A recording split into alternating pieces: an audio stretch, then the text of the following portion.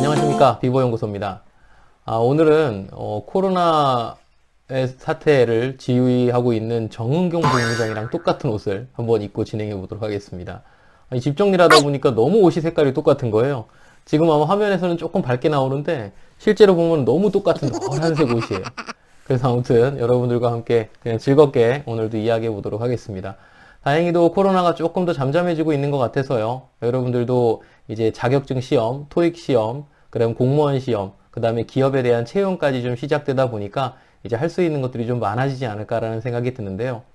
이번 시간에는 기업은행이 이제 조만간 떠요, 그죠? 27일부터 본격적으로 시작을 하는데 이 27일 그때부터 준비하게 되는 자기소개서 항목들이 어떤 특징들을 가지고 있는지 또한 어떻게 접근하면 되는지에 대해서 알아보도록 하겠습니다.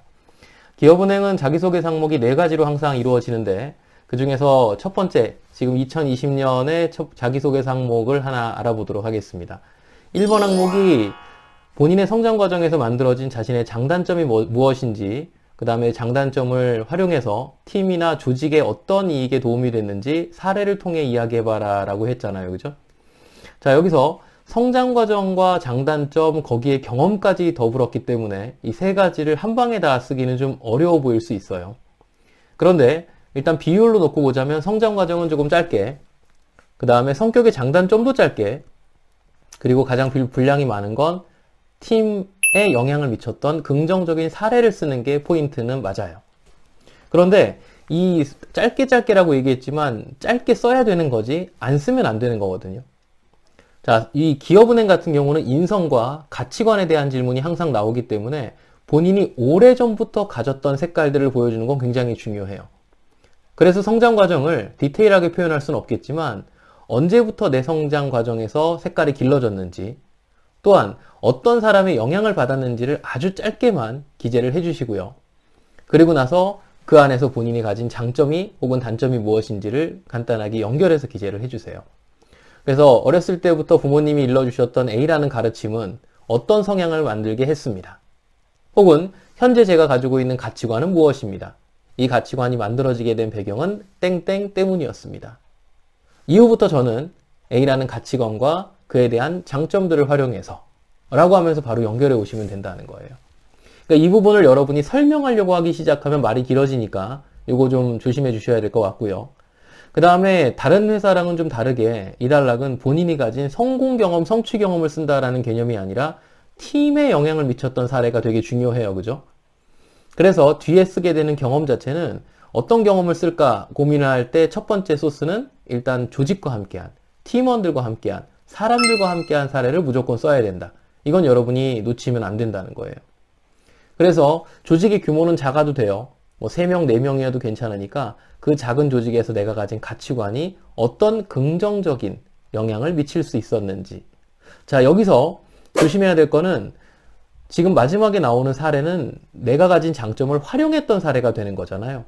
근데 대부분 여기서 실수하는 게 활용이라는 개념으로 안 가고 여기서도 배웠습니다라고 끝내버리는 경우들이 꼭 있어요. 그래서 기업은행 자소서 쓰실 때 조직의 이익에 어떤 영향을 미쳤는지 내가 어떤 행동을 통해서 이렇게 들어가야지 조직과 함께 활동하다 보니까 배웠습니다, 느꼈습니다, 깨달았습니다. 이런 느낌들 절대 어필하면 안 된다. 두 번째 항목 가죠.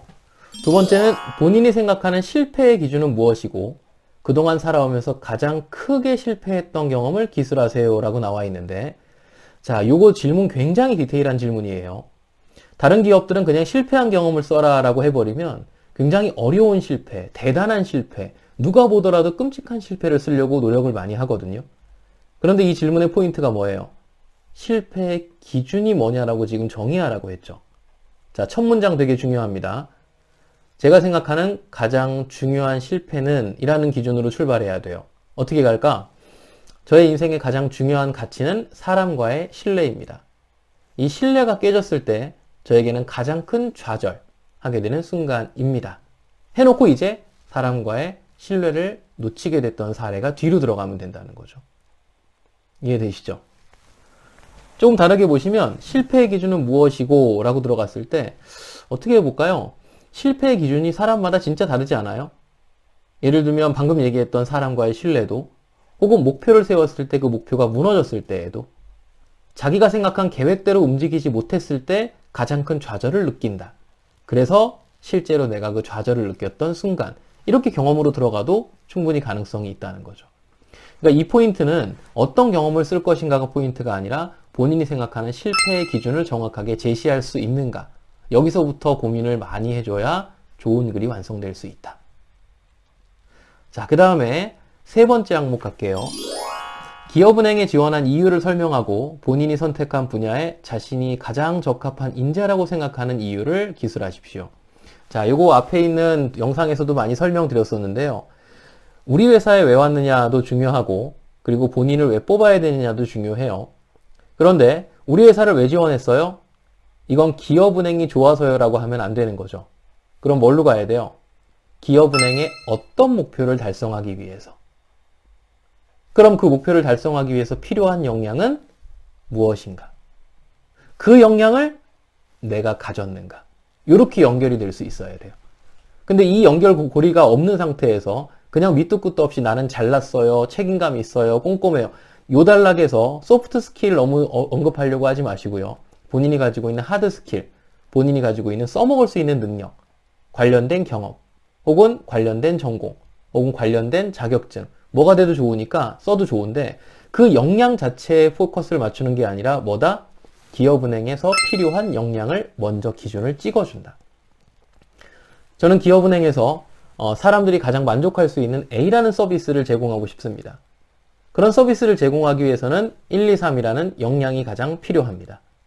이런 측면에서 저는 1, 2, 3을 모두 다 가지고 있다. 그게 내가 가장 적합한 인재라는 증빙이다. 이 패턴만 여러분이 써보세요. 너무 쉽잖아요. 그죠?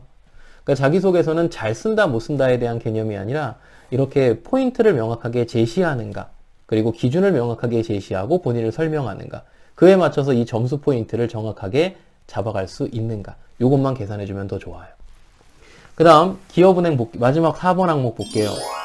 본인이 사회적 책임을 가지고 타인, 공동체 또는 공익에 기여했던 경험을 기술하고 이를 통해 느낀 점을 작성하세요 라는 건데, 공기업의 기본적인 형태예요. 그냥 사회적인 책임, 사회적 공헌 혹은 희생이라는 부분. 그래서 본인이 사회적 책임을 가지고 타인 공동체에 기여했던 경험이라고 나오는데, 만약에 봉사활동이 있다면 소재거리는 제일 좋겠죠. 하지만 봉사활동이 있어야만 쓸 수 있는 단락은 아니기 때문에 전체의 조직을 위해서, 혹은 많은 사람의 이익을 위해서, 혹은 많은 사람의 도움을 주기 위해서 내가 희생하면서까지 라는 거와 관련된 작은 경험이어도 괜찮으니까 여러분들은 소스에 얽매이지 말고 내가 가지고 있는 어떤 색깔과 가치에 조금 더 집중해주면 좋겠다. 그래서 사람을 돕는 가장 중요한 힘은 뭐다? 배려다. 혹은 사람을 배려하는 데 있어서 가장 좋은 방법은 뭐다? 그 사람의 이야기를 경청해주는 것이다.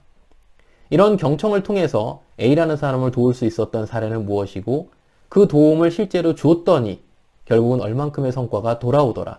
그만큼 나에게 얼마나 큰 가치를 깨닫게 했는지 라는 부분에 대한 좋은 경험이다. 이렇게 하면 끝나요. 그러니까 어떤 대상을 받았냐, 뭐 아니면 무슨 뭐 공모전에 1등을 했냐, 이런 것까지 어마어마한 것도 필요 없고요. 그 다음 해외 봉사활동 간 사람한테 주눅 들 필요도 없어요. 하지만 이게 여기서 이익을 위해서만이 아니라 공익에 기여했던 거잖아요. 그러니까 모든 사람들이 만족할 수 있는 희생. 그러니까 본인이 팀을 위해서 헌신할 수 있는가, 희생할 수 있는가, 윤리 도덕을 지킬 수 있는가. 또한 지금 현재는 어떻게 보면은 욕심나지만 그걸 포기하면서까지 했더니 향후에 더 큰 발전이 오더라. 이런 기준은 없을까? 라는 거에서 한번 출발을 해보세요. 그래서 이 질문을 좀 바꿔보면 윤리 도덕을 지켜서 어떻게 보면 단기간에는 손해가 있을지언정 장기적으로 더 좋은 가치를 만들어낼 수 있었던 사례, 그리고 그를 통한 느낀 점, 이렇게 질문을 이해하고 접근해도 괜찮습니다. 자, 기업은행은 어쨌든 공기업 형태로 자기 인성과 가치 이런 부분들을 꼭 물어보게 되고요. 그리고 본인이 경험을 쓴다면 그 경험의 핵심 포인트가 앞쪽에 빨리 들어와야 뒤쪽이 읽히는 기업이에요. 과거에는 기업은행이 아예 약술형과 서술형으로 줄 만큼 기준 명확하게 세우고 면접 질문거리 명확하게 주고 그리고 뒤에 증빙해봐라. 이렇게까지 질문을 줬던 기업이 이 기업은행이란 말이에요. 그래서 여러분이 이런 기본적인 틀만 잘 유지한다면 이번 기업은행의 서류 전형은 좋은 결과가 있을 겁니다. 한번 참고해 보시고요. 이후에 기업은행 면접에서 다시 한번 인사드리도록 할게요. 그 전에 또 필요한 게 있으면 같이 얘기 나눠보도록 하겠습니다. 오늘도 건강한 하루 되시기 바라겠습니다.